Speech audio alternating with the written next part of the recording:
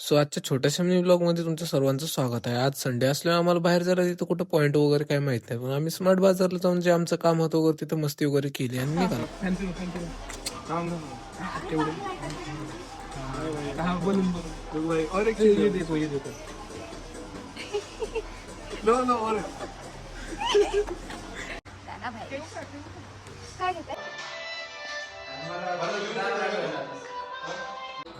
काका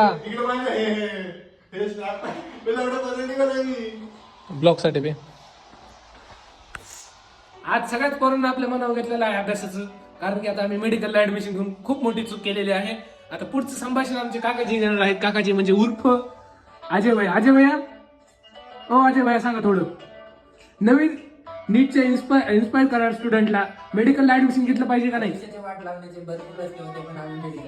हा, आणि अशी गाणी ऐकत ऐकत अभ्यास करायचा असतो. उदय सर, आपलं काय आहे का मेडिकलला नवीन ऍडमिशन घेणार पोरांसाठी? आमचे तर ऑलरेडी लागलेलेच आहेत. आमचे 10 दिवसात लागलेले. तर बघा बघा पोरगा बघा, एकदम आमचा टॉपर आहे तो क्लास मधला. सीआर सर आहे ते. बघा, सीआर असला असतो माणूस.